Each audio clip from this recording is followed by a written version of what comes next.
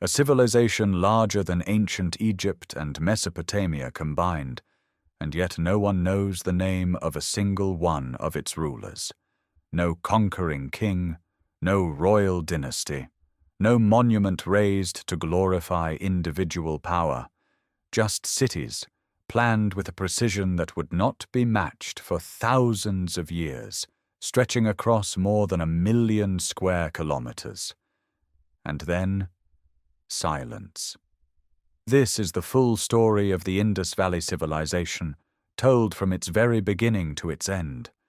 It starts 7,000 years before the Common Era, with the first farmers of the Bolan Pass planting barley in the foothills of Balochistan. It follows the slow rise through millennia of village life, painted pottery, and copper tools, into the explosive birth of cities around 2600 before the Common Era. It walks the grid-planned streets of Mohenjo-daro and Harappa, enters the workshops where carnelian beads were drilled for weeks by hand, traces the trade routes that carried Indus goods to the markets of Mesopotamia. It watches as rivers shift course, as monsoons weaken, as the great cities slowly empty. And it asks what survived, what endured beneath the surface of everything that came after. The traditions of ritual bathing, the weight systems, the echoes in art and faith across South Asia today, all may carry the fingerprints of a world whose own writing we still cannot read. If you enjoy complete journeys through the rise and fall of civilizations, subscribe so you never miss what comes next. Each week we bring you the full story of a world that shaped history. The story begins not with cities, but with the land that made them possible. Long before the first brick was laid, long before any city rose above any floodplain, there was only the land. And the land was already old. A mountain pass cuts through the eastern wall of the Balochistan highlands, where dry limestone ridges give way to gravel fans, and the air carries the mineral scent of ancient rock. This is the Bolan Pass, a corridor between the Iranian Plateau and the Indus lowlands, carved by seasonal water over geological time. The slopes are brown and sparse, dotted with wild grasses and scrub juniper. Below, where the pass opens onto an alluvial fan fed by the Bolan River, the soil darkens. Moisture gathers. And here, around 7,000 years before the Common Era, a small group of people stopped moving. They were not the first humans in this landscape. Hunters had tracked wild sheep and gazelle through these valleys for tens of thousands of years. But something changed at the site archaeologists would name Mehrgar. The people who settled here began to do what almost no one on Earth had yet done. They planted seeds and waited. The earliest levels of Mehrgar, designated Period 1, contain no pottery. The houses are simple rectangular structures of hand-formed mud brick, their walls still visible in excavation profiles as pale lines against darker soil. Inside, small compartmented rooms served for storage, bins for grain separated by low dividing walls. Barley and wheat appear in the botanical record, initially in forms close to their wild ancestors, then gradually showing the morphological changes that mark deliberate cultivation. Larger seeds, tougher rachises, the slow signature of human selection pressed into the genome of a plant. Local species, jujube, dates, supplemented the cultivated crops. Outside the houses, animal bones accumulate in midden deposits. Wild game dominates the earliest layers: gazelle, deer, swamp deer, wild sheep, wild goat, and water buffalo. But across the centuries of Period 1, the proportion shifts. Zebu cattle bones increase. goat and sheep remains show size reduction and demographic profiles consistent with managed herds rather than hunted populations. The people of Mehrgar were learning to keep animals alive, to breed them, to fold other species into the rhythm of human settlement. Their tools were stone, flint blades struck from prepared cores, polished axes, bone awls and needles. They ground grain on saddle querns. They coated baskets with bitumen to make them watertight. And they buried their dead beneath the floors of their homes or in dedicated cemetery areas, the bodies laid on their sides in flexed positions, facing in varied directions. What surrounded the dead speaks of a world already rich in meaning. Beads of turquoise brought from distant sources, shell ornaments from the Arabian seacoast hundreds of kilometers to the south, baskets and offerings of goat bone. One burial contained over 450 beads. These were not random possessions. They were chosen, placed, intended. Far to the east, a vast river system drains the highest mountains on earth.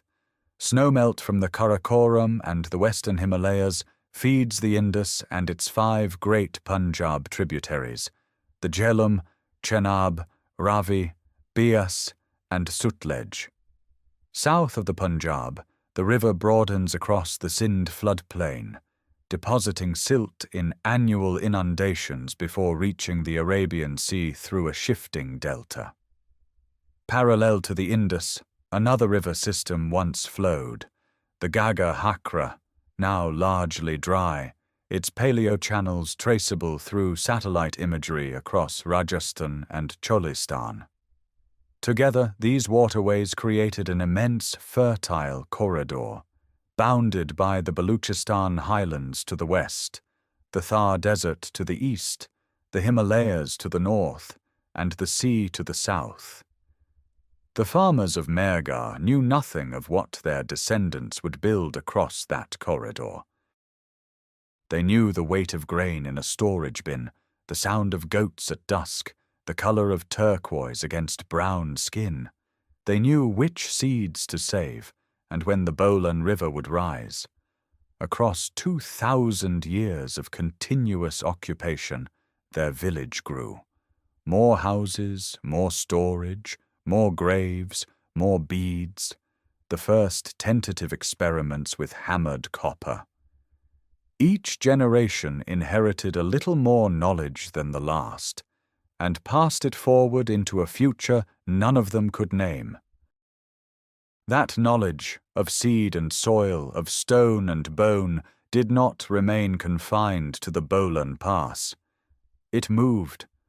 Slowly, across centuries that left no record of their passing, the techniques born at Mehrgar radiated outward, carried by expanding populations and the restless logic of agriculture itself. By the 5th millennium before the Common Era, the village at the mouth of the pass had transformed beyond recognition.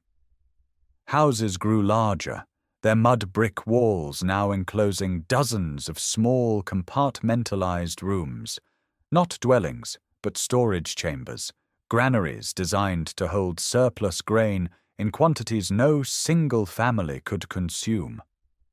The accumulation of surplus meant the accumulation of time. Time freed from the field, time given over to craft. And craft flourished. The first pottery at Mehrgar appeared handmade, simple, undecorated, vessels shaped from local clay and dried in the sun or fired in open bonfires. But within a few centuries, potters mastered the slow wheel, and decoration followed. Painted bands, geometric patterns, animal silhouettes in dark pigment against buff and red surfaces. Each generation refined the forms. Across the Balochistan highlands, distinct ceramic traditions crystallized like dialects of a shared language. The Togau ware, with its bold black-on-red painted friezes of humped bulls and geometric panels, marked communities in the Quetta Valley and surrounding uplands. The Kechi Beg tradition favored intricate polychrome designs, black and red paint on cream slip, dense with chevrons, cross-hatching, and stylized plant motifs. Later, Quetta ware emerged with its distinctive wet-painted technique, pigment applied so thickly it stood in low relief against the vessel surface. These were not merely functional objects. A painted pot carried identity. It declared which valley a family belonged to, which tradition shaped their hands. Copper appeared. Not mined at first, but collected as native metal, hammered cold into small tools and ornaments, pins, rings, simple blades. Then came the discovery that certain green-stained stones, when heated intensely in a charcoal fire, yielded molten metal that could be cast into forms impossible to achieve by hammering alone. Smelting transformed the relationship between people and material.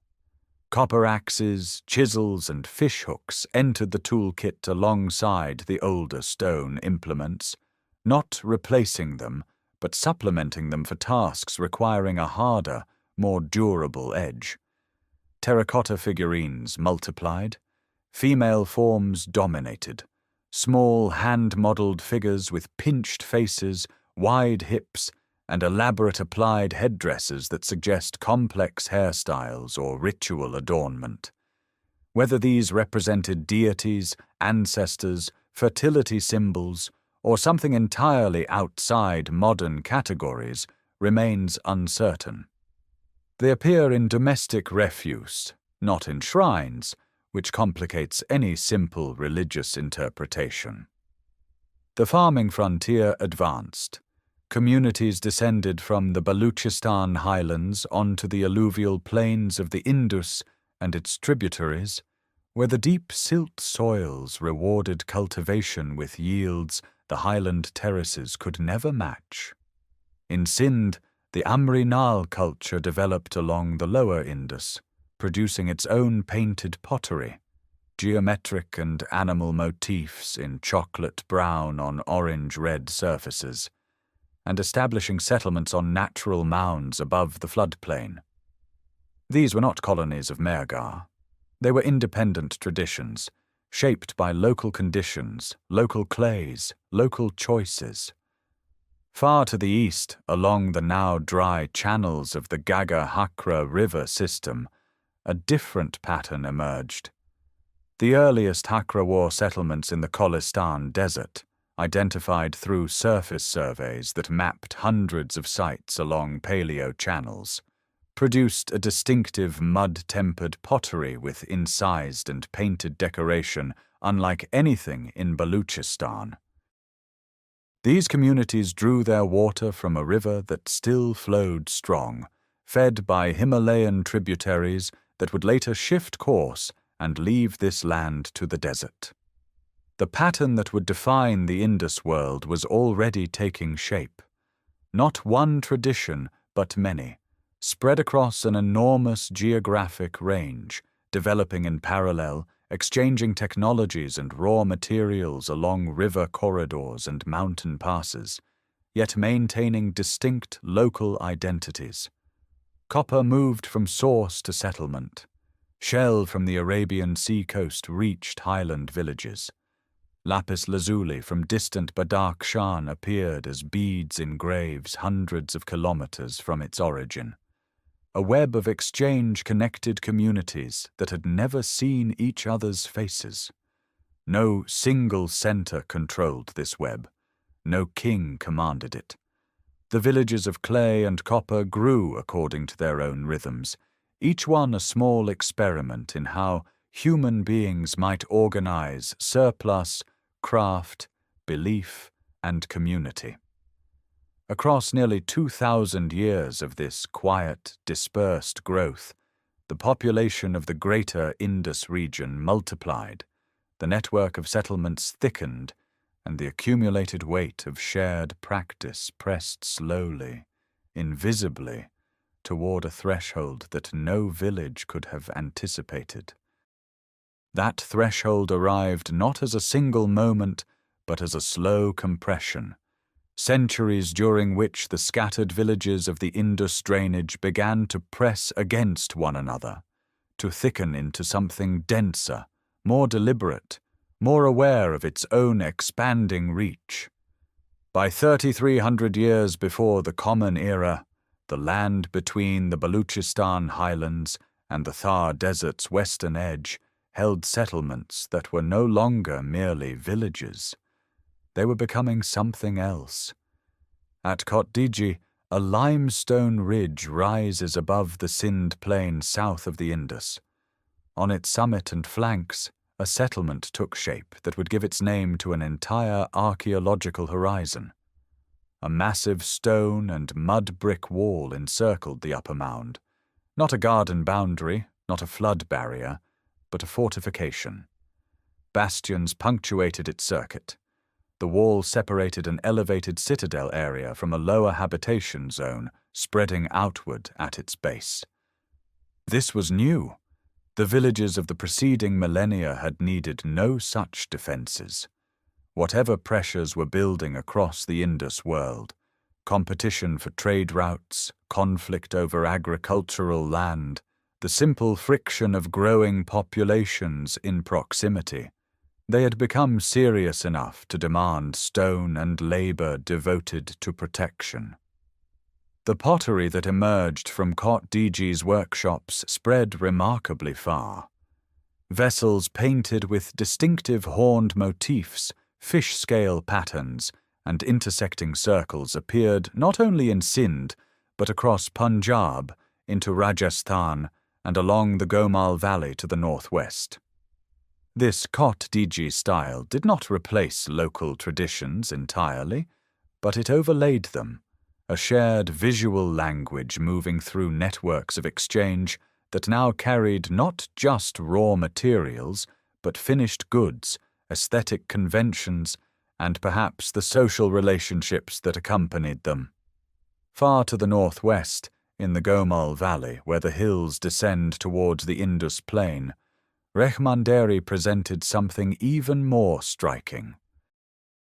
Here, a settlement covering perhaps 22 hectares was laid out on a roughly rectangular plan, with streets intersecting at approximate right angles and a surrounding wall enclosing the entire community. This was not organic growth. Some collective decision, some authority, had conceived the settlement as a whole before its houses filled the grid. Rehmanderi is among the earliest known planned settlements in South Asia, a prototype of the urban grammar that would soon define the Harappan world. At Kalibangan, on the dried bank of the Ghaggar Hakra in Rajasthan, a similar pattern emerged. A fortified settlement with a distinct citadel and lower town, its early levels yielding Kot Diji-style pottery alongside evidence of ploughed agricultural fields. The oldest known ploughed field surface in the world, its furrows still visible in the excavated soil, crossing at right angles in a pattern suggesting two crops grown simultaneously. And at Harappa itself, on the bank of the Ravi in Punjab, the settlement that had begun in the Ravi phase continued to grow through its Kot Diji period occupation. Craft quarters produced increasingly standardized goods. The layout showed early signs of deliberate spatial organization. Harappa was not yet a city, but it was rehearsing the functions of one. Then came the burning. At Kot Diji, a thick destruction layer, ash, charred debris, collapsed structures, separates the early Harappan levels from the mature Harappan occupation above. Similar burning horizons appear at Amri, at Gumla, at Nausharo. The question these layers pose remains unresolved. Did an expanding Harappan authority impose itself by force, burning resistors into compliance? Or do these layers represent local accidents, internal conflicts, or the ordinary violence of a world in transition? The evidence permits no certain answer. What is certain is that above the ash, a new order appears.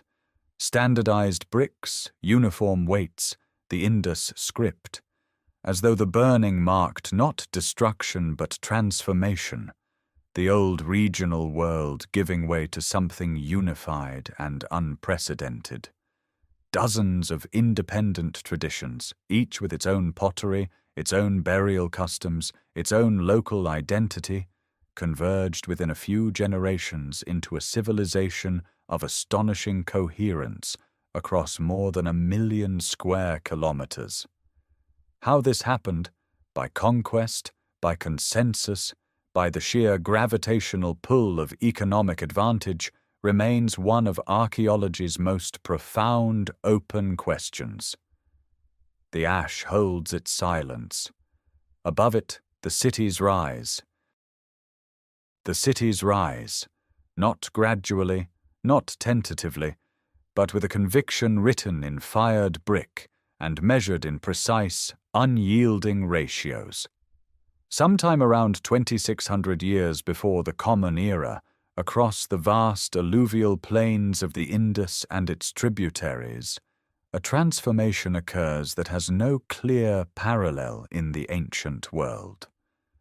Within perhaps a century, a span so compressed it strains archaeological resolution, scattered proto-urban settlements and fortified villages reorganize themselves into a network of planned cities, sharing a common architectural grammar, a common system of weights, a common script, and a common material discipline that stretches from the Arabian Sea coast to the foothills of the Himalayas.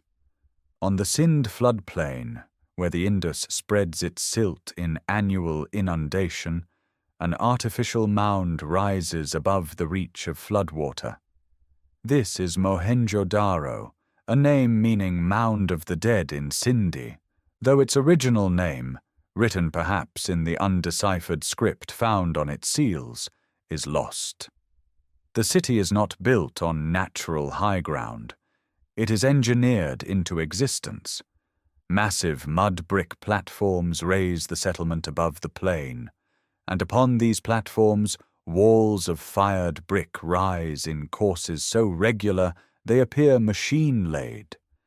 Every brick conforms to a ratio of 1 to 2 to 4, width to height to length, a standard maintained not only here but at Harappa, 500 kilometers to the north along the Ravi River, and at sites across the entire civilization. Harappa sits where the river bends through the Punjab plain, commanding routes that connect the highland passes of Balochistan to the fertile Doab between the 5 rivers. Its mounds, designated by archaeologists as areas A through F, cover more than 150 hectares. The citadel mound, elevated and walled, overlooks a lower town laid out in blocks separated by broad streets running roughly north-south and east-west. The same pattern appears at Mohenjo-daro, a raised western mound housing public structures and an expansive lower town organized on a grid. The grid is not approximate. Main streets run straight for hundreds of meters, intersecting at near right angles. Narrower lanes branch off into residential blocks. Along every street and lane, covered drains built of brick carry wastewater from individual houses into larger channels running beneath the thoroughfares. The system is hierarchical and deliberate. Household drains feed lane drains feed street drains empty into larger collectors or soak pits at the city's edge. No city in Mesopotamia or Egypt possessed sanitation infrastructure of comparable sophistication at this date. Beneath the citadel at Mohenjo-daro, a structure of particular significance takes shape. A large brick-lined basin, sealed with bitumen against seepage, surrounded by a colonnade and small chambers. This is the Great Bath, its function debated but almost certainly ritual, a place of communal purification whose resonance with later South Asian bathing traditions is difficult to dismiss as coincidence. And then there are the seals, small squares of steatite, rarely more than a few centimeters across, carved with extraordinary precision. A unicorn bull stands before a ritual standard, an elephant, a rhinoceros, a tiger. Above each animal, a line of signs, the Indus script, appearing now for the first time in its mature form on thousands of objects across the civilization. The signs are consistent from site to site, the animal iconography standardized, the seal format uniform. Pressed into wet clay, these seals marked goods, authenticated transactions, or signified identity in ways that remain beyond recovery. Alongside the seals, a system of weights emerges, small cubes of banded chert, progressing in a binary decimal sequence. 1, 2, 4, 8, 16, 32, 64, and then by decimal multiples. The smallest weigh just over 0.8 grams. The system is identical at Mohenjo-daro, Harappa, Lothal, and sites separated by vast distances. Whoever carried these weights carried a shared language of measurement, a common framework for exchange. No palace dominates these cities, no colossal statue of a king, no inscription proclaims a dynasty's glory. The largest structures are public, baths, granary platforms, assembly halls, not royal. Whatever authority organized this world, it expressed itself not through monuments to individual power, but through the enforcement of standards, the brick, the weight, the drain, the script. Whether this represents a theocratic elite, a mercantile oligarchy, a council of cities, or a form of governance entirely outside modern categories, remains unknown. The cities themselves are the only testimony, and they testify to a collective discipline maintained across 1 million square kilometers, an order rising from the floodplain in silence, without a single voice to claim it. That silence speaks loudest not in the sweep of the civilization's reach, but in the interior of a single city, in the precise angle where one brick meets another, in the slope of a drain, in the depth of a well shaft sunk through 20 feet of compacted earth to reach clean water. Mohenjo-daro, rising above the Sindh floodplain on an artificial mound built up over generations, is the city that reveals the Harappan mind most completely.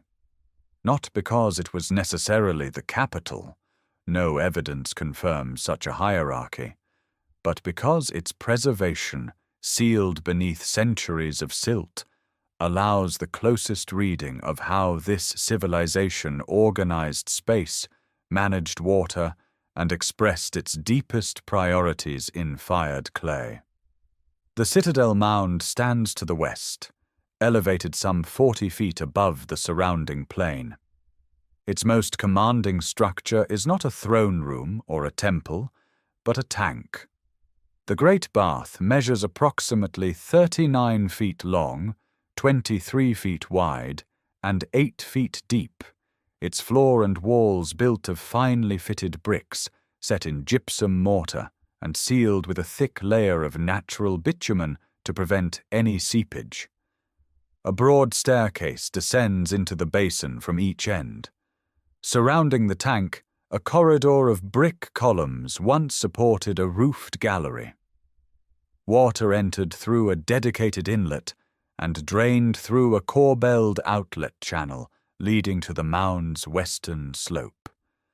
The structure's function remains debated, but its design, the emphasis on waterproofing, controlled access, and ritual-scale bathing, points almost certainly toward purification practices, a communal act of cleansing whose echoes persist in South Asian tradition millennia later. Nearby, the structure once called the granary rises on a massive brick platform scored with parallel air channels. Ventilation ducts, perhaps, for stored grain, though no grain residue has been confirmed in the platform itself.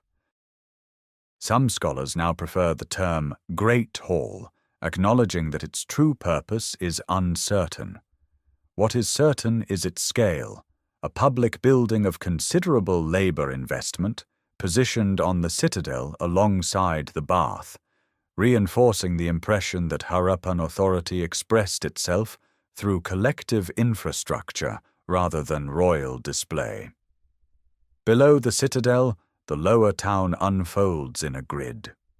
Main streets run roughly north to south and east to west, some reaching 30 feet in width, dividing the city into rectangular blocks.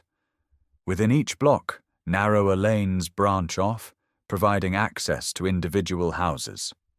These houses vary in size, from modest two-room structures to expansive residences with dozens of rooms arranged around open courtyards, but nearly all share common features.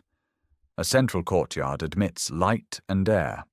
Rooms open inward, presenting blank brick walls to the street, ensuring privacy. Most houses contain a bathing platform, a carefully paved, slightly sloped floor area with a drain leading through the wall to the street's covered sewer channel. Many houses have their own wells, cylindrical shafts lined with wedge-shaped bricks, sunk deep enough to tap the water table. Some houses preserve evidence of staircases, brick steps leading to upper stories or flat rooftops used for sleeping, working, or drying grain in the heat. The drainage system is the city's circulatory network. Wastewater from bathing platforms and latrines flows through small household drains into larger channels running beneath the lanes, covered with brick slabs or stone lintels that could be lifted for cleaning. These secondary channels feed into main drains beneath the principal streets, corbelled tunnels tall enough in places for a person to crouch inside. At intervals, soak pits and sediment traps collect solid waste before it reaches the outflow.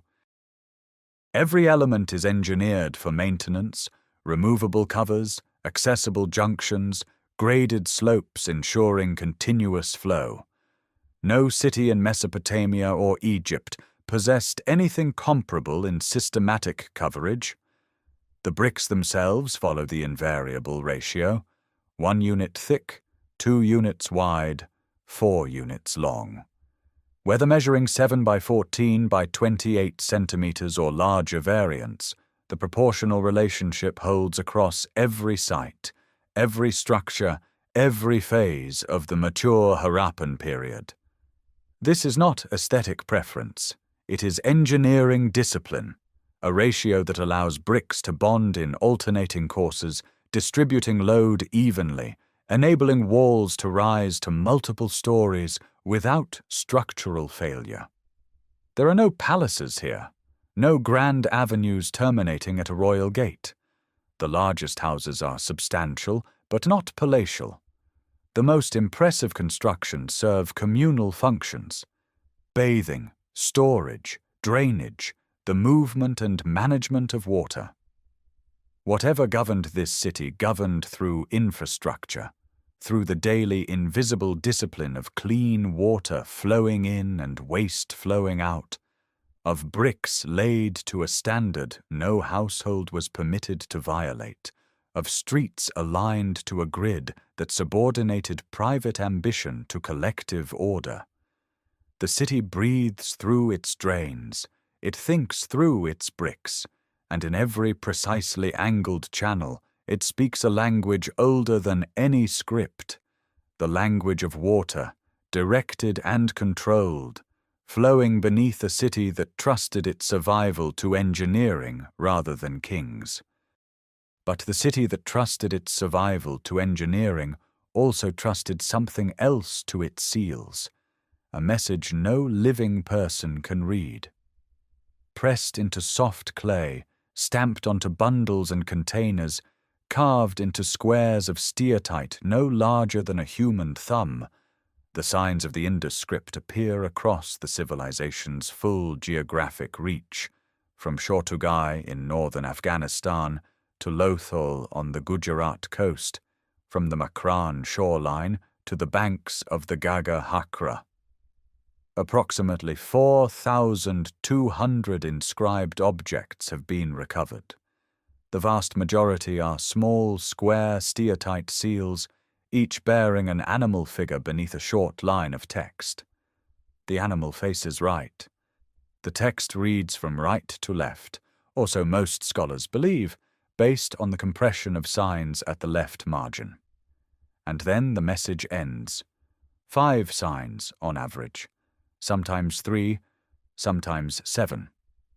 The longest known inscription contains only 26 characters. Whatever these people wished to say, they said it briefly.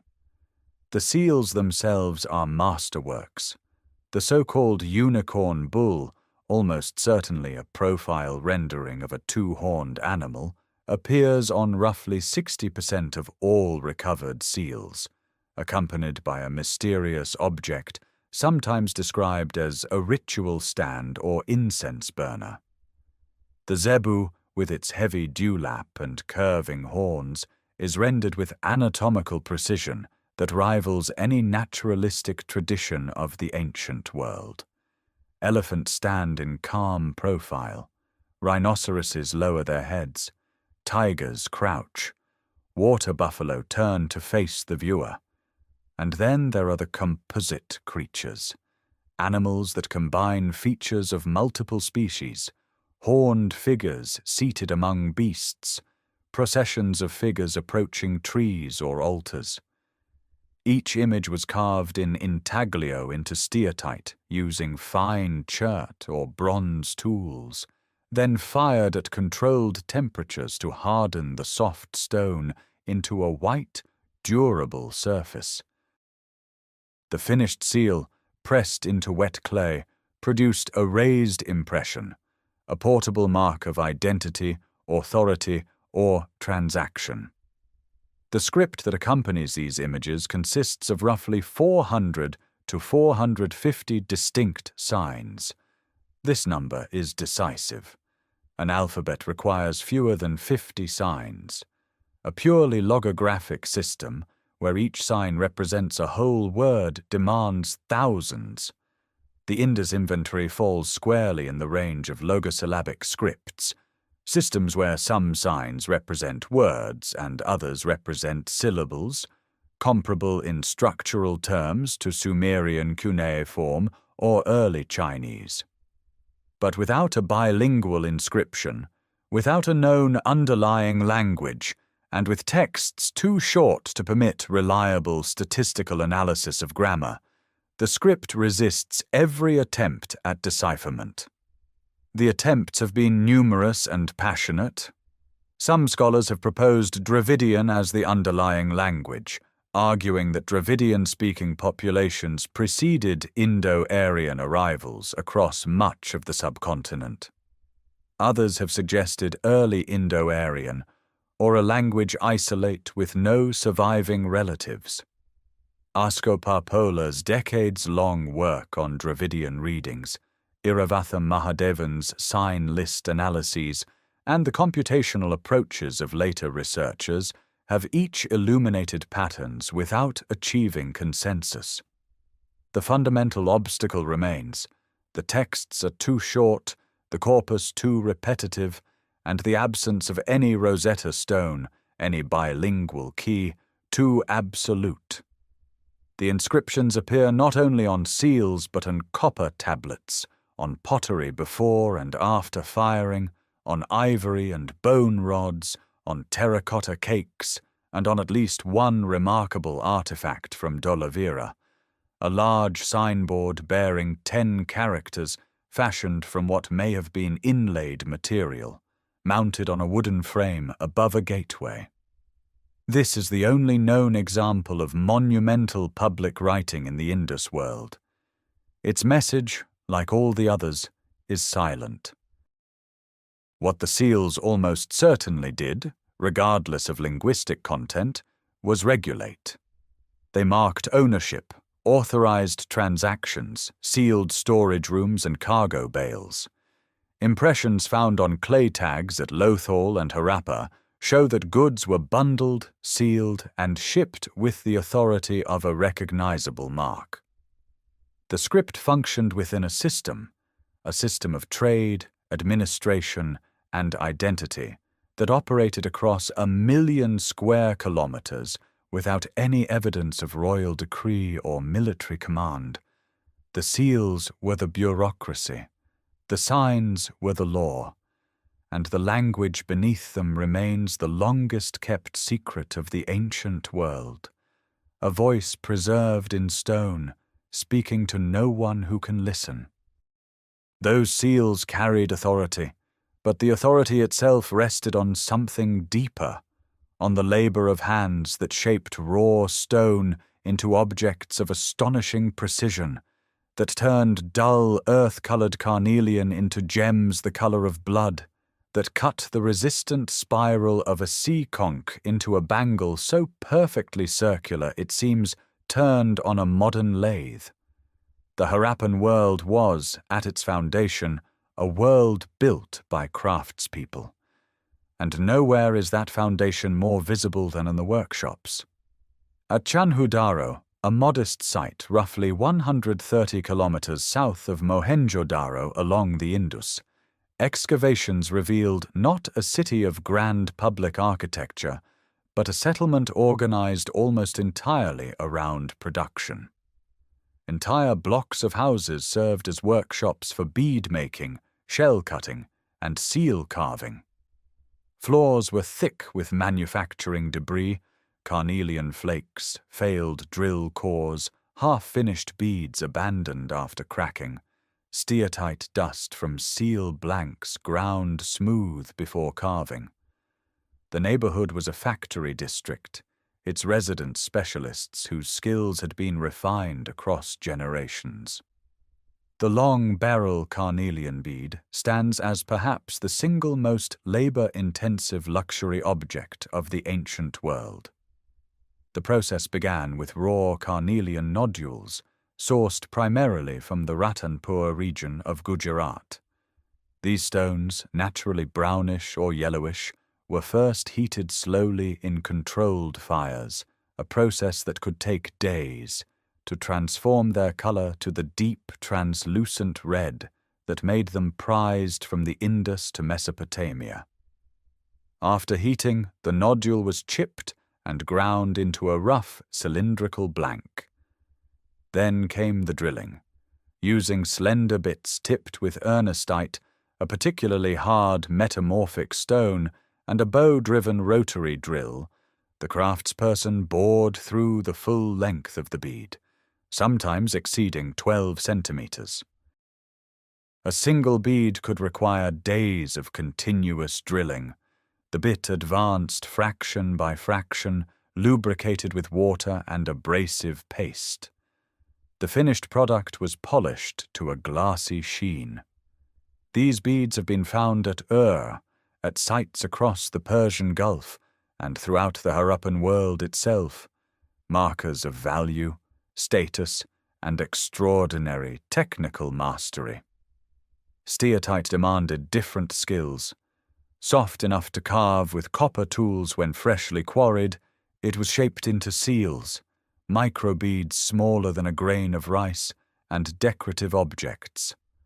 After carving, the steatite was fired at temperatures exceeding 1,000 degrees, transforming it into a hard, white, ceramic-like material called enstatite. The carved lines sharpened rather than blurred in the kiln, a property the Harappan craftspeople understood and exploited with precision. Shell working centered on the massive Turbinella pirum conch, harvested from the Gujarat and Makran coasts.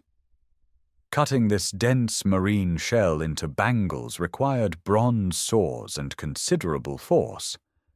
The columella, the central pillar of the shell, was sectioned into rings, then ground and polished into bangles of standardized diameters. Broken bangles and shell debris at coastal sites like Nagashwar and Balakot indicate large-scale production for inland distribution. Shell bangles appear on female skeletal remains at multiple sites, suggesting they carried social or ritual significance beyond mere decoration. Copper arrived from the Aravalli hills of Rajasthan and the mines of Balochistan, smelted and cast into flat axes, chisels, fishhooks, razors, mirrors, and vessels. Bronze, copper alloyed with tin, appears in smaller quantities, the tin likely sourced from Afghanistan or beyond. Gold, rare but present, was hammered into beads, pendants, and thin ornamental sheets. Silver appears occasionally. Faience, a glazed composite of crushed quartz and mineral colorants, was molded into bangles, beads, and small figurines in standardized forms that suggest workshop-level production rather than individual artistry. And then there is cotton. On corroded silver and copper objects from Mohenjo-daro, the impression of woven cotton cloth survives, the earliest known evidence of cotton textile production anywhere in the world. The fibers had been spun into thread and woven on looms into fabric, fine enough to leave clear weave patterns in the corrosion. Cotton cultivation, spinning, and weaving represent an entire technological chain invisible in the archaeological record, except for these accidental impressions, a ghost industry that may have been among the Harappan world's most important exports. What emerges from the workshop debris is a civilization whose wealth was not hoarded in royal treasuries, but distributed through networks of specialized production: carnelian from Gujarat, shell from the coast, copper from Rajasthan, steatite from multiple sources, all flowing into urban centers where skilled hands transformed raw material into objects that moved across continents. The craftsperson's bench was the engine of the Harappan economy, and the precision of the work was itself a form of authority, quiet, cumulative, and built to endure. Those workshops did not labor in isolation. The goods they produced, carnelian beads, shell bangles, copper tools, steatite seals, flowed outward along routes that connected not two great cities, but an entire constellation of urban centers scattered across a territory stretching from the Afghan highlands to the Arabian Sea. The full scale of the Harappan world becomes visible only when the gaze lifts beyond Mohenjo-daro and Harappa to the cities and settlements that completed the network, places where the same brick ratios, the same weights, the same script appeared under radically different skies.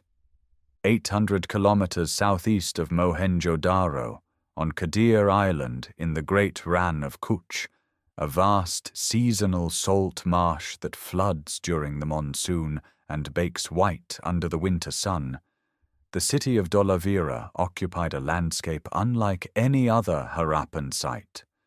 Here, where rainfall was scarce and no perennial river flowed, the builders carved massive stone-lined reservoirs into the bedrock, capturing every drop of seasonal runoff in a system of channels and cascading tanks that sustained a population through the driest months.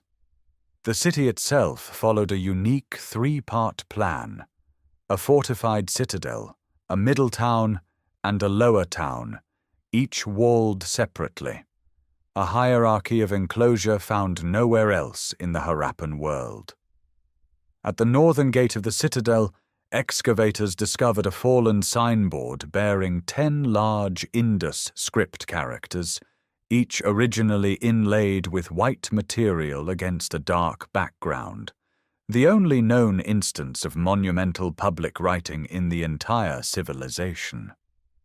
Whatever message those signs carried, they were meant to be read from a distance, by visitors approaching the city's most imposing entrance. Far to the east, on the now dry plains of the Ghaggar-Hakra system in Haryana, the site of Rakhigarhi sprawls across multiple mounds, covering an area that may exceed even Mohenjo-daro. Still under active excavation, Rakhigarhi has yielded fired brick architecture, drains, streets, craft workshops, burials, and the full repertoire of mature Harappan material culture. Evidence that the civilization's eastern reaches were not peripheral, but central, sustained by a river system that in the mid-3rd millennium before the Common Era still carried enough water to support dense settlement. Deeper into the Balochistan desert of what is now Pakistan, the site of Ganweriwala, known primarily from surface survey rather than excavation, scatters Harappan pottery and artifacts across an area rivaling the largest cities. Its full character remains buried beneath the sand. On the Gujarat coast, the small but precisely planned site of Lothal presents a different face of Harappan ambition. A trapezoidal brick-lined basin, roughly 219 meters long and 37 meters wide, sits adjacent to the settlement.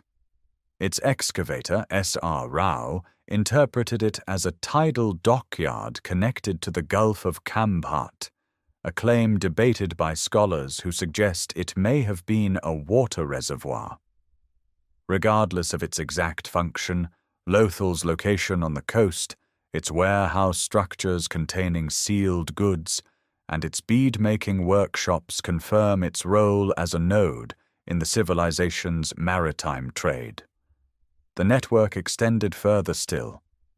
At Shortugai, in the Amu Darya plain of northern Afghanistan, over 1,000 kilometers from the Indus heartland, a small Harappan outpost operated near the lapis lazuli sources of Badakhshan, its pottery and seals unmistakably mature Harappan.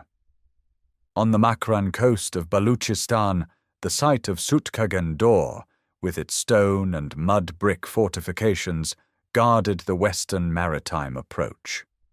At Surkotada in Kutch, fortified walls enclosed a settlement with evidence of horse remains, among the earliest claimed in South Asia, though the identification is contested. At Banawali in Haryana, a planned town with radial streets demonstrated yet another variation on the Harappan urban template. Over 1,500 known sites, from fishing camps and pastoral stations to craft villages and regional centers, filled the spaces between these anchors. The settlement hierarchy suggests coordination without visible coercion. No site has yielded a palace, a throne room, or the tomb of a ruler. The same weights measured goods at Shortugai and Lothal. The same script-marked seals in Harappa and Dholavira. Whatever held this system together operated through consensus, convention, or an authority so distributed that it left no monument to itself.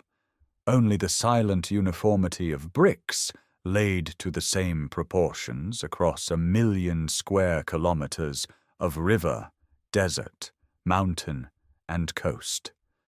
That uniformity of bricks and weights did not end at the civilization's own borders. It reached outward, across mountain passes, down river channels, and over open ocean, into a world that knew the Indus by a different name. In the clay tablets of Akkadian Mesopotamia, inscribed during the reign of Sargon of Akkad around 2300 before the Common Era, a distant land called Meluha appears in trade inventories. Ships from Meluha docked at the quays of Akkadian ports. Their cargo lists survive in cuneiform: carnelian, lapis lazuli, timber, ivory, exotic birds, and a red stone the scribes prized. Meluha was no myth. The goods described match precisely the materials produced and exported from Harappan workshops: the long barrel carnelian beads, the deep blue lapis, the worked ivory combs and inlays. At in the royal cemetery and in the commercial quarters of the III period, Harappan-style etched carnelian beads and cubical weights have been recovered alongside Mesopotamian cylinder seals. At Kish, a Harappan stamp seal bearing the unicorn bull motif was found in levels dating to the mid-3rd millennium. The exchange was real, sustained, and mutual. But the two civilizations did not trade face-to-face across empty water. Between them lay intermediaries. Dilmun, the island of Bahrain, and the adjacent Arabian coast served as a transshipment hub where Harappan goods were offloaded, stored, and forwarded. Thousands of Dilmun seals, circular and distinct from both Harappan and Mesopotamian types, attest to the island's role as broker between worlds. Farther south, Margan, likely the coast of Oman, supplied copper to both Mesopotamia and the Indus, and its ports handled traffic moving in both directions along the Arabian Sea. The Harappan end of this maritime network is visible at Lothal, where the brick-lined basin, whether a tidal dockyard, as its excavator S.R. Rao argued, or a water reservoir, as skeptics maintain, sits adjacent to a warehouse containing seals, weights, and Persian Gulf-type pottery. Along the Makran coast, the small fortified site of Sutkargan Dor, near the modern border of Iran and Pakistan, likely served as a way station for coastal shipping, its Harappan pottery and structures standing watch over a route that hugged the shore from Gujarat to the Gulf. Inland, the network was equally vast. Copper ore traveled from the Aravalli hills of Rajasthan and the mines of Balochistan to smelting and casting workshops in the cities. Steatite for seal production came from sources in Rajasthan and possibly southern Balochistan. Timber, sal, deodar, teak descended from the Himalayan foothills and the forests of Gujarat.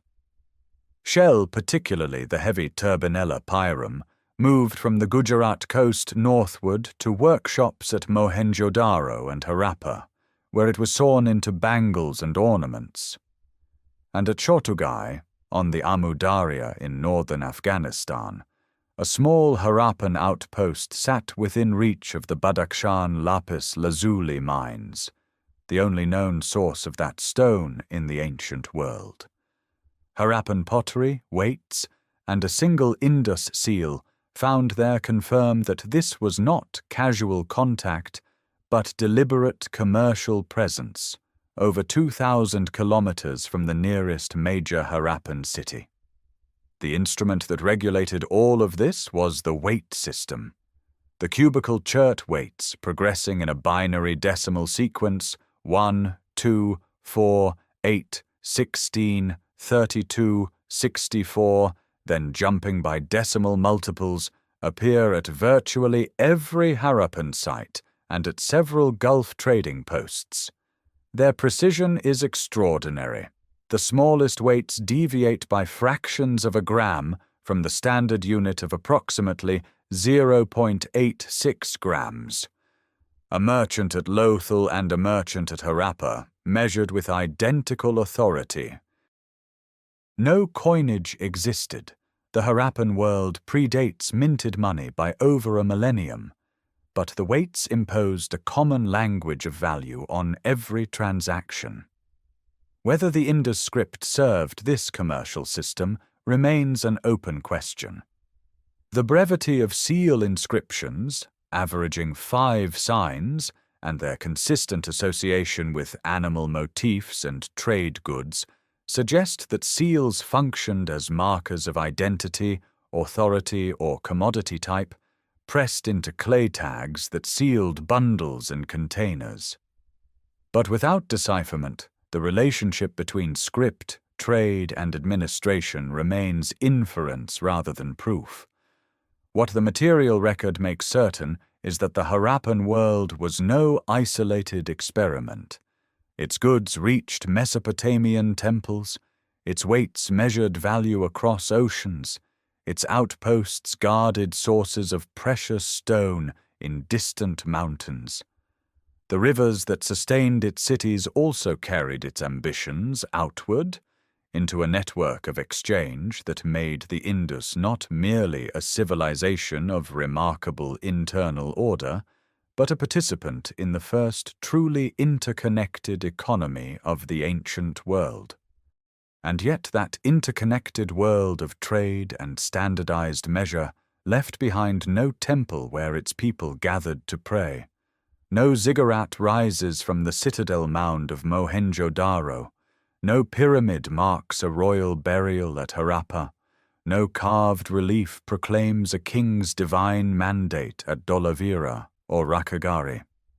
Across more than 1,500 known sites spanning 7 centuries of urban life, not a single structure has been identified with certainty as a temple in the Mesopotamian or Egyptian sense, a monumental house of a named god, served by a visible priesthood endowed with land and labor. This absence is not a gap in the evidence, it is the evidence.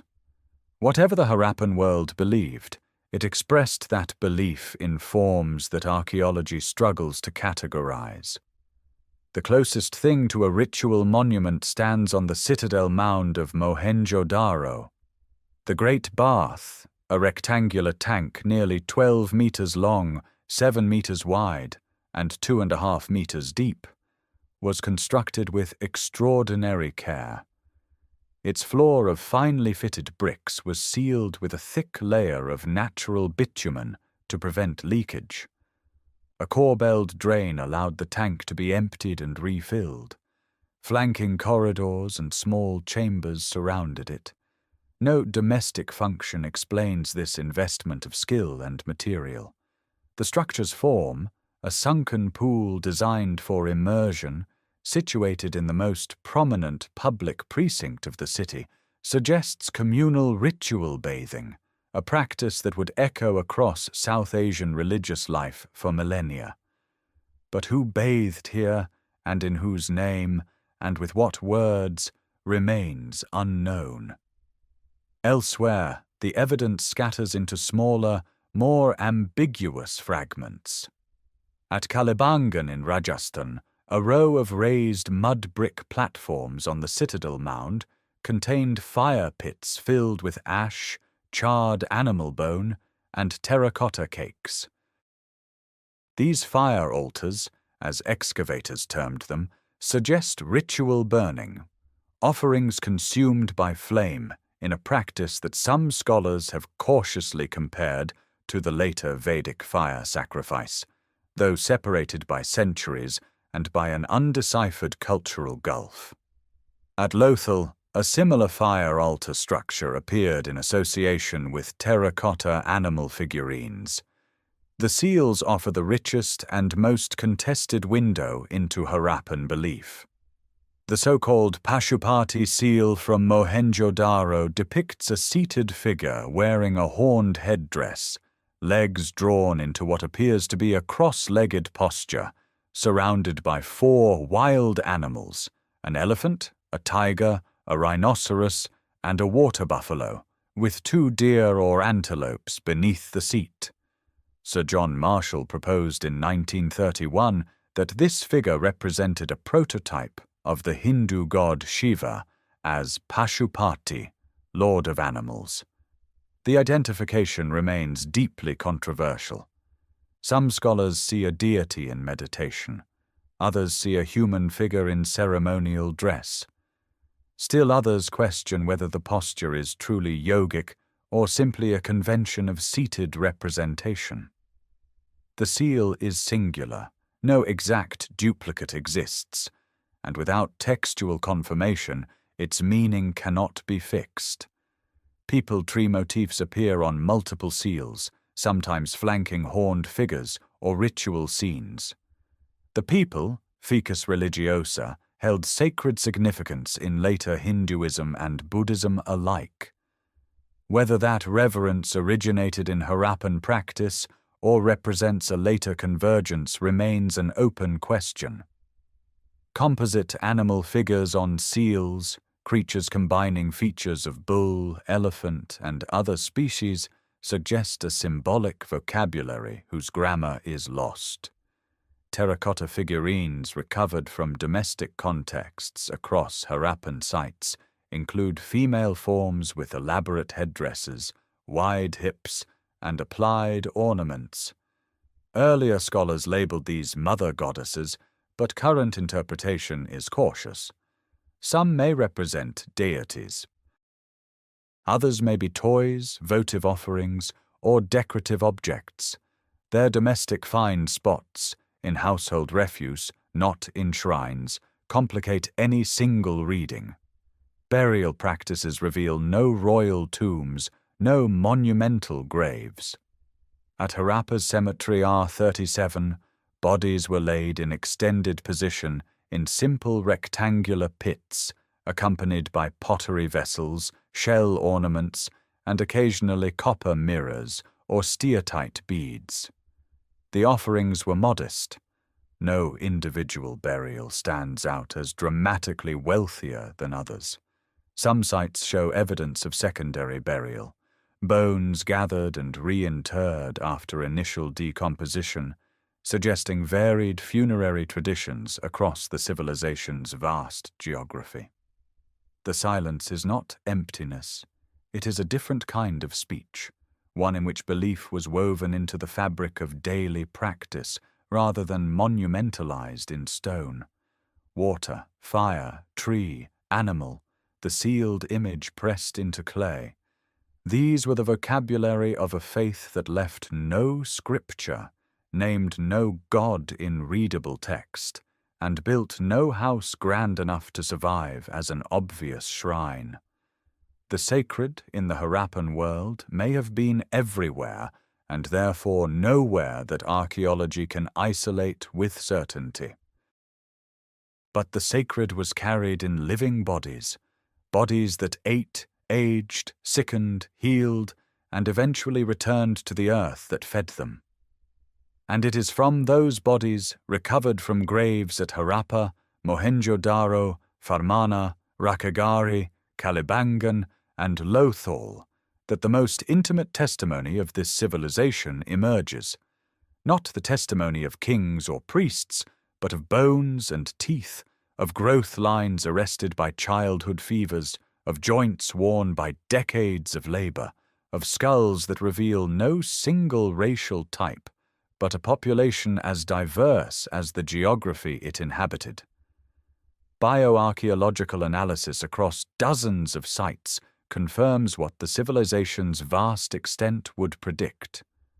The people of the Indus were not a homogeneous group.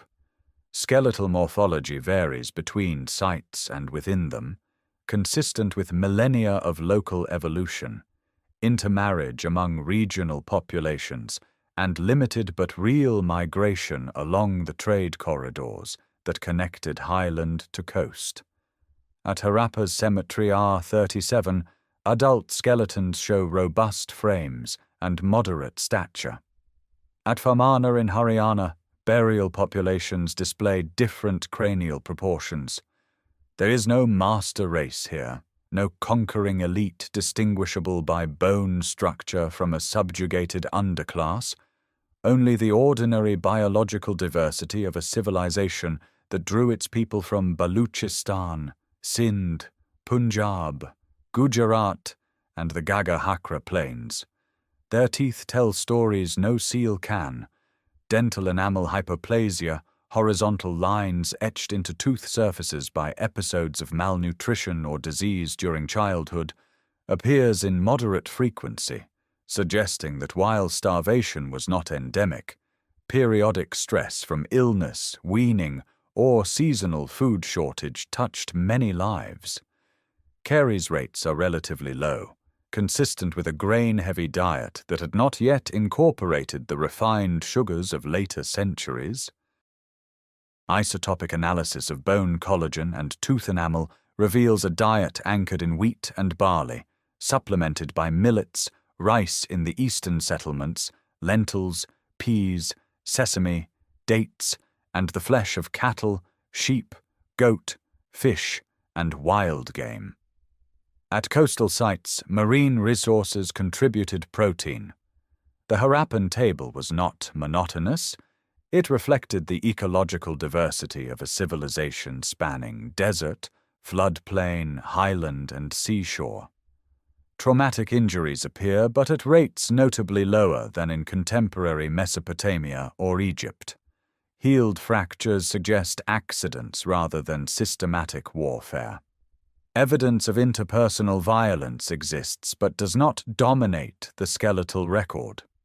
Infectious diseases, including tuberculosis identified at several sites, took a steadier toll than combat. Above the bones, the living body was adorned. Terracotta figurines depict elaborate hairstyles, fan-shaped headdresses, coiled braids, hair gathered with pins, bangles of shell, faience, and copper-encircled wrists. Necklaces of carnelian, agate, and steatite beads hung against cotton garments whose weave survives only as impressions on corroded bronze. The body in the Harappan world was a surface for display, identity, and perhaps social signaling. Though without readable texts, the precise meaning of these adornments remains beyond reach. And children inhabited this world with recognized presence. Terracotta toy carts with movable wheels, miniature animals on pull strings, whistles shaped like birds, and small game pieces recovered from household contexts at Mohenjo-daro and Harappa speak of a culture that made space for play. These are not accidental objects. They are deliberately crafted, sometimes with considerable skill, and their distribution across multiple sites suggests a shared understanding that childhood was a distinct phase of life, deserving its own material world. A day in a Harappan household followed the rhythm of water and light. Morning bathing on the brick platform connected to the household drain. Grain ground on a saddle quern, cooked over a hearth whose ash and charcoal survive in excavated floor layers. Work in the craft quarter or the fields beyond the walls. The midday heat driving activity into shaded courtyards. Evening meals shared in rooms whose doorways opened not onto the main streets, but onto narrow back lanes, a consistent architectural choice that turned domestic life inward, away from public view.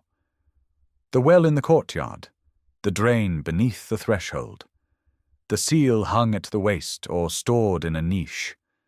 These rhythms persisted for 7 centuries across 1,000 settlements, sustained not by royal decree, but by shared practice, a civilization whose deepest monument was not any single structure, but the ordinary, repeated, collective act of living in a particular way.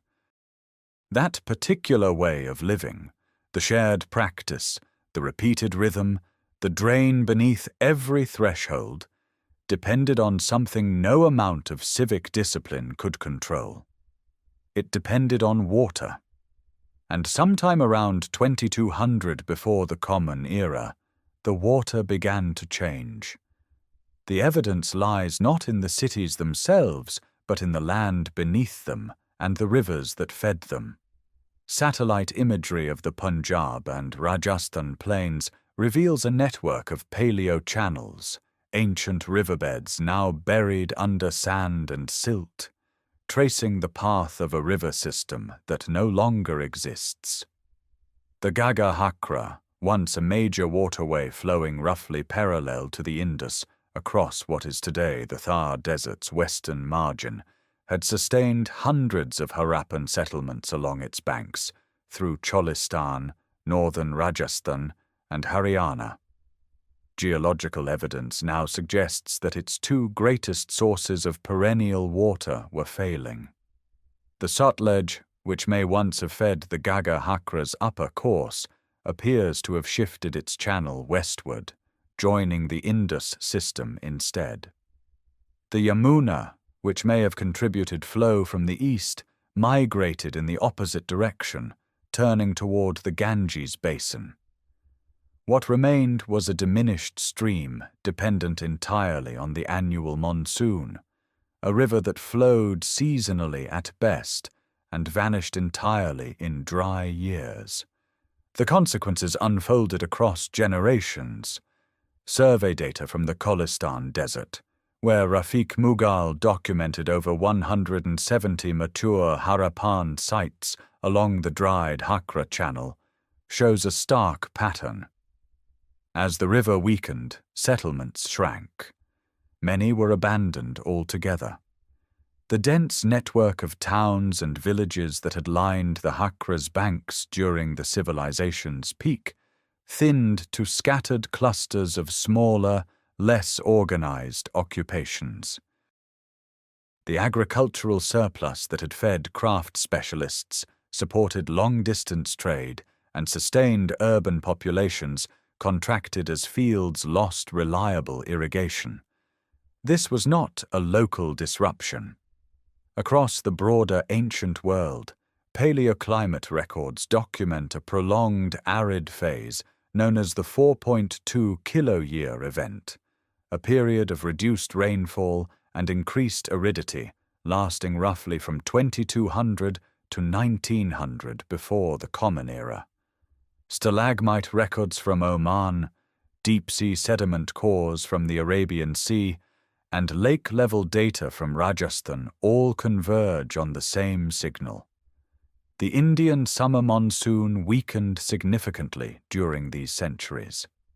The same climatic stress that contributed to the collapse of the Akkadian Empire in Mesopotamia and the disruptions of the Old Kingdom in Egypt struck the Indus region at its hydrological foundations. At Mohenjo-daro, the upper occupation levels tell a quieter but unmistakable story of strain. Excavations of the latest phases reveal construction that lacks the precision of earlier periods. Walls are thinner, old bricks are reused rather than new ones fired. Small structures encroach into formerly open courtyards and public spaces, suggesting overcrowding or a breakdown in the planning authority that had maintained the city's grid. The Great Drainage System, that signature achievement of Harappan engineering, shows evidence of blockage and neglect in its final phases, with drains silted and no longer maintained. The city still functions. People still live within its walls, still draw water from its wells, still use its streets. But the infrastructure that made Mohenjo-daro a marvel of urban order is deteriorating from within.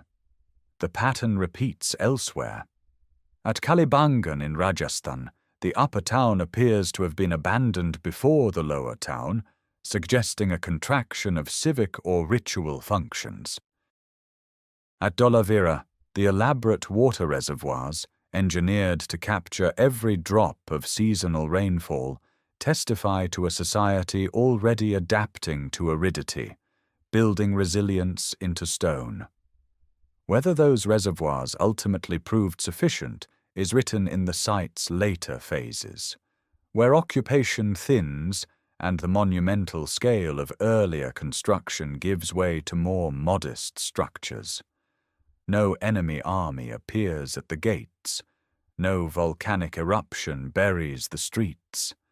The crisis is slower than that, and more fundamental.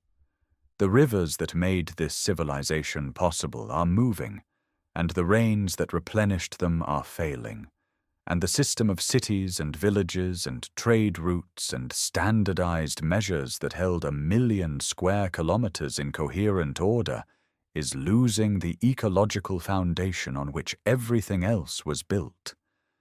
The bricks remain, the drains remain, but the water that once flowed through them is becoming memory. The water becomes memory, and then the memory itself begins to fade. Across the Indus floodplain, in the centuries after 1900 before the Common Era, the great cities do not fall, they thin. The process is not dramatic. It is quiet, cumulative, and uneven, like a tide withdrawing from a shore so gradually that no single wave marks the moment the beach lies bare. At Mohenjo-daro, the uppermost occupation levels tell a story legible in brick and bone. Walls that once rose in precise courses of standardized fired brick are now patched with fragments salvaged from older structures. Rooms shrink. Narrow dwellings crowd into spaces that were once open courtyards or broad avenues.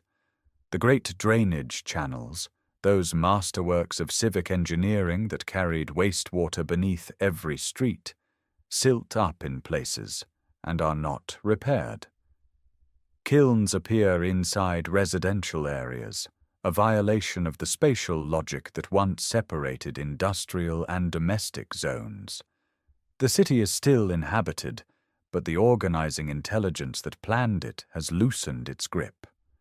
The famous skeletons found scattered in the streets and houses of Mohenjo-daro's late levels once anchored a dramatic narrative of massacre, an invading army cutting down the population in a final apocalyptic assault. That story, compelling as it was, has not survived modern scrutiny. The excavation records from the 1920s and 30s are imprecise about stratigraphic context. The bodies were found at different levels, in different areas, and in conditions suggesting not a single event, but multiple episodes of death and incomplete burial spanning the city's declining years. Disease, seasonal flooding, localized violence, or simply the breakdown of mortuary customs in a shrinking community, any or all of these could account for the remains.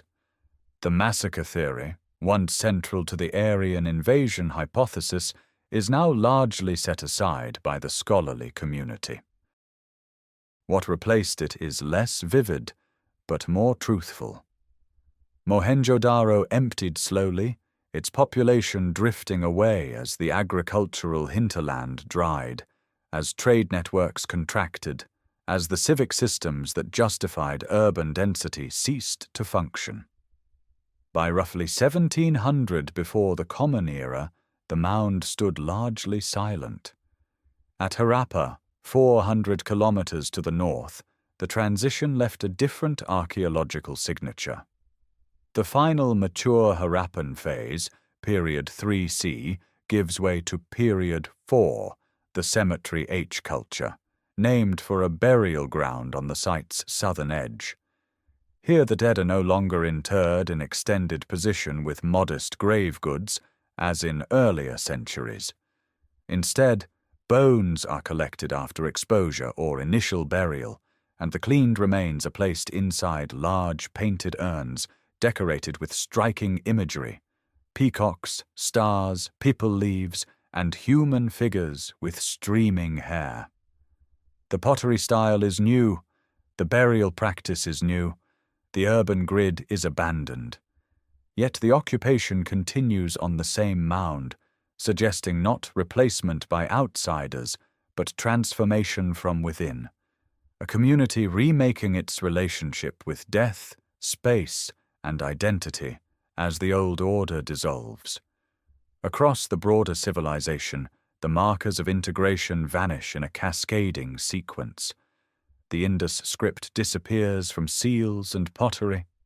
The standardized cubicle weights, that quiet miracle of administrative uniformity, fall out of use.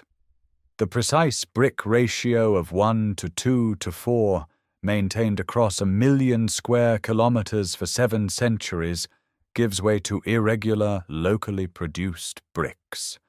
Each loss is a thread pulled from a fabric that had held together without visible seams. Gujarat resists the pattern longest. Sites like Rojdi and Rangpur continue to produce recognizable Harappan-style pottery and maintain some craft traditions into the late 2nd millennium before the Common Era. The region's access to coastal trade routes and local resources may have buffered it against the hydrological collapse devastating the Indus and Ganga-Hakra heartlands.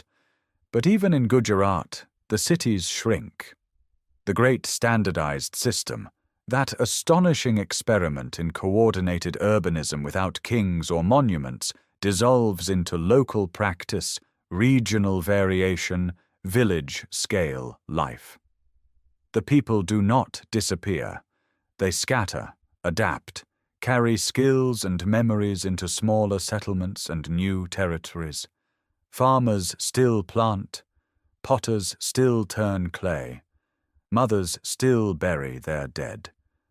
What vanishes is the system itself, the invisible architecture of shared standards, coordinated planning, and collective investment that made a civilization out of 1,000 villages. The bricks remain in their courses, the drains stand open to empty sky, and the silence that settles over the mounds is not the silence of death, but of a world that has forgotten how to speak in one voice. But a world that has forgotten how to speak in one voice does not fall silent entirely.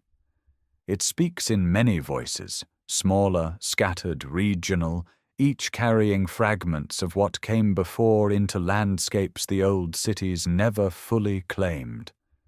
The centuries after 1900 before the Common Era belong not to collapse, but to dispersal, not to ending, but to transformation so thorough that the civilization's own coherence becomes unrecognizable.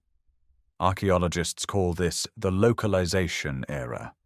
The name itself tells the story. Where the mature Harappan system had imposed a single grammar of weights, bricks, seals, and drains across 1,000,000 square kilometers, the successor cultures speak in local dialects of material practice. The territory that was once one world becomes at least 5 or 6 distinct ones, each rooted in its own geography, each carrying different threads of the old inheritance, each weaving them into something new. In Sindh, on the very mounds where mature Harappan cities once stood, the Jukar culture emerges. Its pottery abandons the restrained geometric patterns of the earlier tradition for bold, sometimes crude painted designs. Its stamp seals, circular rather than square, display geometric motifs with affinities to the Iranian plateau rather than the old Indus iconographic vocabulary. The Jukar people occupy the same spaces, reuse the same walls, but the organizing logic that built those walls is gone. In Punjab, at Harappa itself, the transition is more gradual and more revealing. The Cemetery H culture, designated Period 4 in the site's excavation sequence, represents continuous occupation but transformed practice. The dead are no longer buried in extended inhumation. Instead, bones are collected after exposure or initial burial, then placed in large painted urns decorated with peacocks, stars, peepal leaves, and stylized human figures, imagery that has no precedent in mature Harappan art. The pottery is wheel-made, competently fired, but the standardized forms of the earlier period give way to regional variation. The city's grid dissolves, houses are built over former streets. The great platforms stand empty or repurposed. Gujarat follows its own path. The Rangpur and Rojdi cultures maintain certain Harappan craft traditions, bead-making, shell-working, longer than their counterparts in Sindh or Punjab. The knowledge of carnelian heating, of drilling with earnestite-tipped tools, persists in workshops that have lost their connection to the larger trade network. These are skills passed hand to hand, generation to generation, surviving the system that once organized their distribution. The most consequential movement is eastward. Settlement pattern data reveals a striking demographic shift. As sites in Cholistan and the Ghaggar-Hakra basin decline in number and size, new settlements appear along the upper Ganges-Yamuna Doab. Populations carry with them the agricultural knowledge accumulated over millennia: wheat, barley, rice cultivation, cattle management, into the fertile alluvial plains that will eventually become the heartland of later South Asian civilization.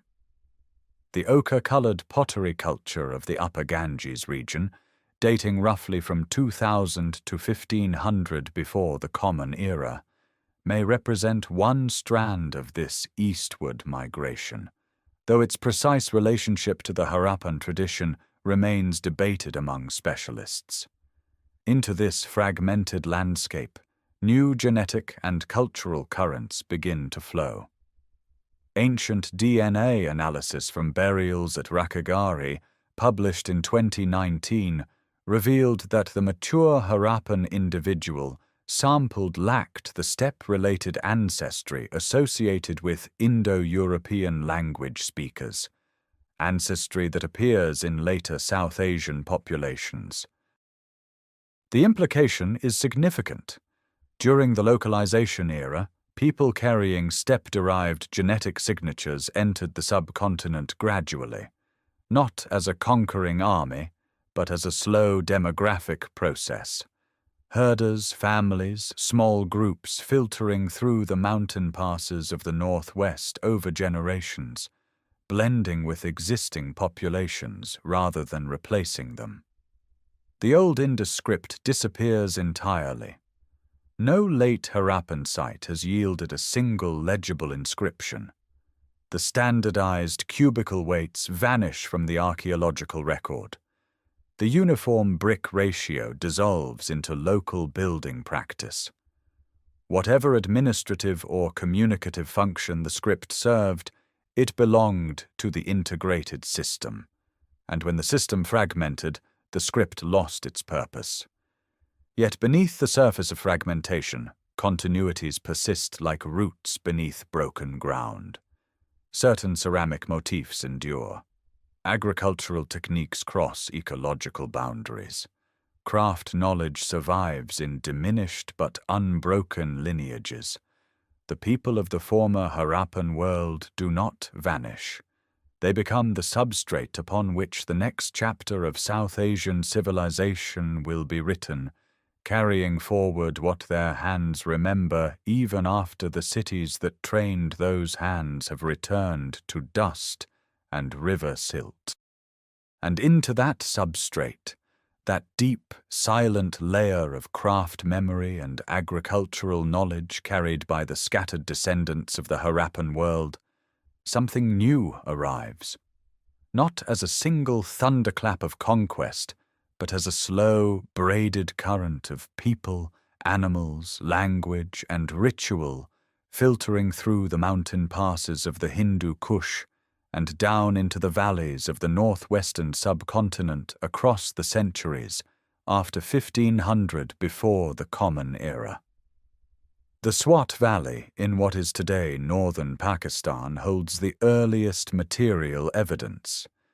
In the cemeteries of the Gandhara grave culture, dating from roughly 1600 to 800 before the Common Era, the dead are buried in stone-lined pits with grave goods that have no precedent in the Harappan tradition.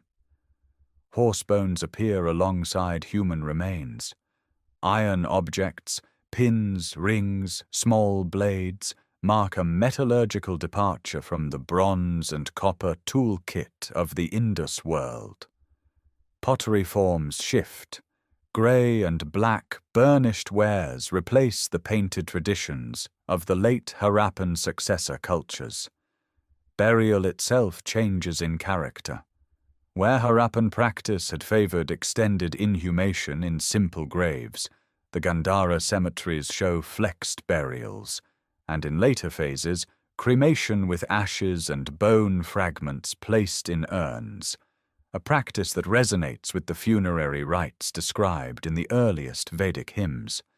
These hymns belong to the Rig Veda, the oldest surviving composition in any Indo-European language, transmitted orally with extraordinary precision for centuries before being committed to writing.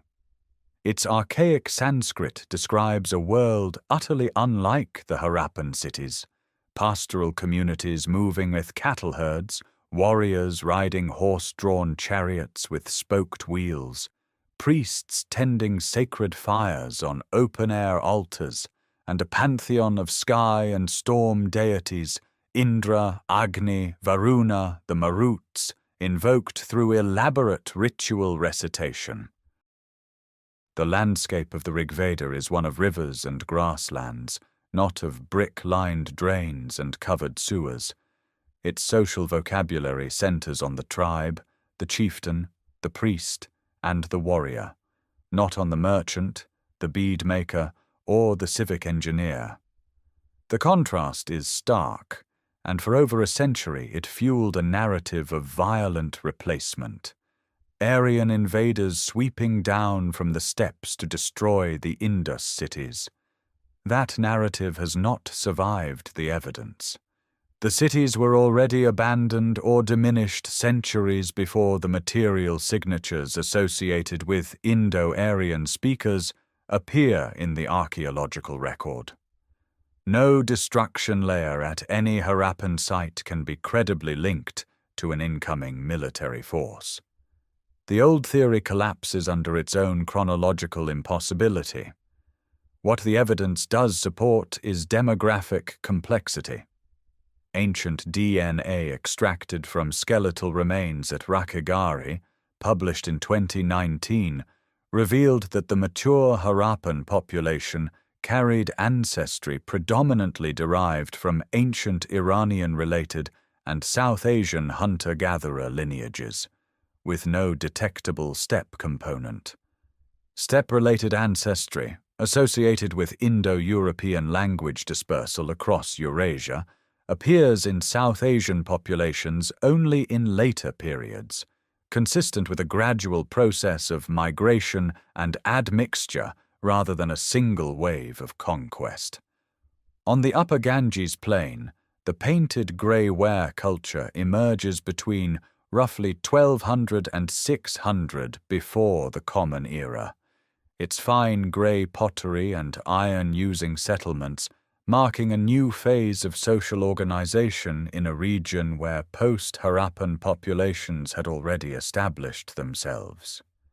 This is the landscape the later Vedic texts describe: the Kuru and Panchala kingdoms, the sacred geography of the Mahabharata. It is a world built not on one tradition, but on the blending of two. The deep indigenous substrate carrying Harappan agricultural knowledge, water management practice, and craft memory, and the incoming tradition carrying a new language, a new ritual system, a new social hierarchy, and the horse. Neither tradition erased the other. The fire altar of the Vedic priest and the bathing platform of the Harappan household would both persist, braided into the foundations of a civilization still unfolding. The Rig Veda itself contains loan words that linguists trace to Dravidian and Munda language families, words for plough, rice, and canal, the vocabulary of the land speaking through the language of the newcomers.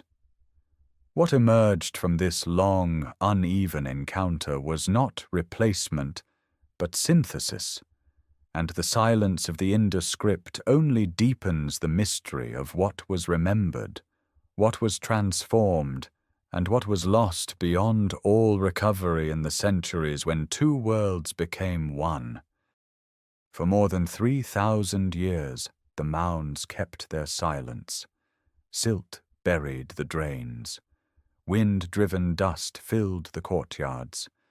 The fired bricks that had lined the streets of the world's most carefully planned cities became, to the people who lived beside them, nothing more than an inexhaustible quarry of building material, old, useful, and without remembered origin.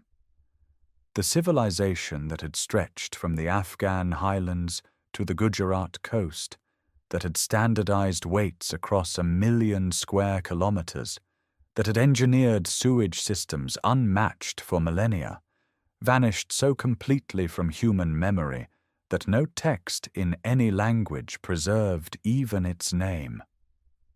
Then, in 1826, a British deserter named Charles Masson, wandering through the Punjab under an assumed identity, described a vast ruined mound near the village of Harappa.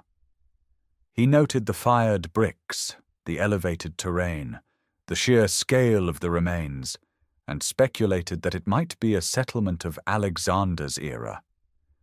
He was wrong by more than 2,000 years, but he had seen what no European had recorded before. 3 decades later, Alexander Cunningham, the first Director General of the Archaeological Survey of India, visited Harappa and collected artifacts, yet he too failed to grasp the site's true antiquity. He classified it as a late historical settlement and moved on. What happened next was not scholarship but destruction. In the 1850s and 60s, engineers constructing the Lahore to Multan Railway needed ballast for the track bed. The mound at Harappa, packed with millions of perfectly fired bricks, offered an irresistible supply. Laborers stripped entire sections of the ancient city, loading bricks onto carts and laying them beneath iron rails. Over 100 miles of railway bed consumed the material remains of a civilization that had taken centuries to build. The loss was incalculable and irreversible.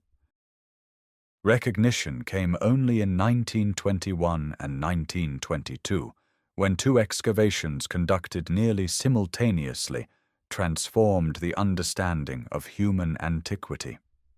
At Harappa, Dayaram Sani uncovered seal impressions bearing an unknown script and animal motifs unlike anything in the Indian historical record. 600 kilometers to the south, at a mound called Mohenjo-daro in Sindh, Rakhal Das Banerjee exposed brick structures of extraordinary regularity and a sophistication that defied every existing chronology of South Asian civilization. Both men worked under the direction of Sir John Marshall, who grasped the implications immediately. In 1924, Marshall published his announcement in the Illustrated London News, declaring the discovery of a civilization contemporary with ancient Egypt and Sumer. The world took notice. Excavations expanded rapidly. Ernest Mackay continued work at Mohenjo-daro through the 1930s, documenting the Great Bath, the drainage systems, and thousands of artifacts. After partition in 1947 divided the known sites between Pakistan and India, Mortimer Wheeler excavated at both Mohenjo-daro and Harappa, imposing stratigraphic rigor, but also advancing the theory that Aryan invaders had destroyed the cities, a hypothesis built partly on the unburied skeletons found in Mohenjo-daro's upper levels. That theory would not survive later scrutiny. George Dales re-examined the skeletal evidence in the 1960s and demonstrated that the bodies belonged to different stratigraphic contexts and periods, undermining the massacre narrative entirely. the known world of the Indus civilization expanded decade by decade. S.R. Rao excavated Lothal in Gujarat. Bibi Lal and B.K. Thapa worked at Kalibangan in Rajasthan. Pakistani teams surveyed Cholistan, identifying hundreds of sites along the dry Hakra channels. By the early 21st century, over 1,500 settlements had been documented. Remote sensing revealed paleo-channels invisible from the ground. Isotopic analysis reconstructed ancient diets. And in 2019, ancient DNA extracted from a burial at Rakagarhi in Haryana confirmed what material evidence had long suggested. The Harappan population carried no detectable steppe-related ancestry, placing the arrival of Indo-European-speaking groups after the civilization's urban decline. Each generation of scholars peeled back a layer of assumption. The conquest narrative gave way to environmental and systemic explanations. The image of a priest-king ruling from a palace gave way to models of collective governance and distributed authority. The civilization grew not simpler but more complex with every excavation season, every laboratory analysis, every re-examination of old field notes. And still the script remains unread, 4,200 inscribed objects holding a silence that no technology has yet broken. And yet the silence speaks. Beneath the temples and tank-fed reservoirs of historical India, beneath the stepped ghats where millions descend to sacred rivers at dawn, beneath the philosophical traditions that elevated purification through water into a central act of devotion, there lies a ghost architecture, older than any surviving text, older than any remembered name, older than the languages now spoken above it. The Indus Valley Civilization vanished from human memory so completely that when its cities emerged from the earth in the 1920s, no tradition, no scripture, no folk memory in any South Asian language preserved even a whisper of its existence. And yet its practices may never have fully died.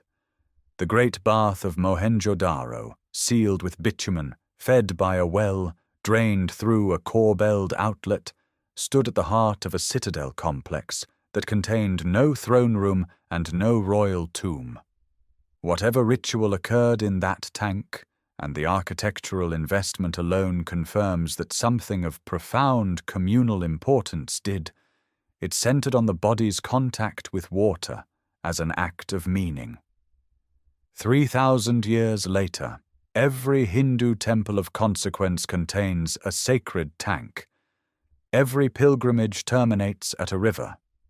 The concept of ritual purity achieved through immersion pervades South Asian religious life in ways that have no clear origin in the Vedic tradition, whose earliest hymns celebrate fire, not water, as the primary sacred medium.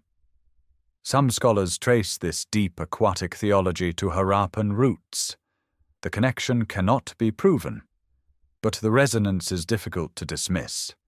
The cubical chert weights, calibrated on a binary decimal system with a base unit of approximately 0.86 grams, persisted in recognizable form into the historical periods of South Asia.